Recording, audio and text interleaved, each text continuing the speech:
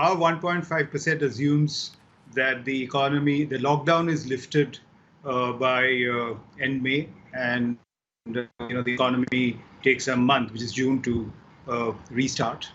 If, for example, the lockdown persists into end June, then your GDP growth target becomes 0.5%.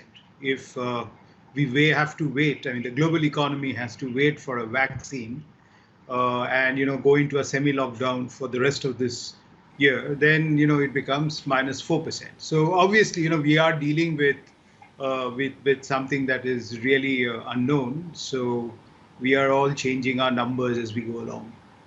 What do you expect the RBI to do next, given what they've done already in terms of managing the situation from here, especially when it comes to ensuring that the financing lines are working well?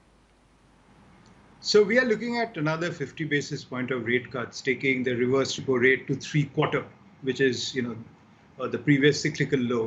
That's assuming that growth is somewhere between 0 to 2%. We think the RBI has done enough on liquidity. Maybe they do a bit more, but that is not that important. Thirdly, I think where the RBI has scored over a lot of other peer central banks is that they bought, Governor Das bought about $50 billion. And therefore, we are able to fend off attacks on the rupee. So if you see the rupee vis-a-vis IDR, the Brazilian reals, the rand, the RUB, we are clearly, able to control the depreciation of the rupee. Indranil, Rosanna jumping back in here, and I want to talk just quickly about wider banks, because banks and loans generally across India, it was a strained sector pre-COVID, causing some alarm for financial analysts in the country. And then during COVID, it's becoming even more strained, creaking in fact.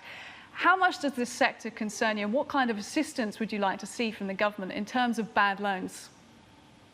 Yeah, so we are looking at another 2 to 4% increase in non-performing loans in the banking sector. Clearly, as growth goes down, you are going to face issues on asset quality.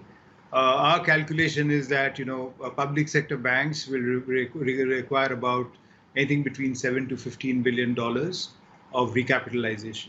The good news here is that the government can do that by A, issuing recap bonds, or by B, using up RBI's revaluation reserves, which are about $120 billion, which protect the rupee till 54.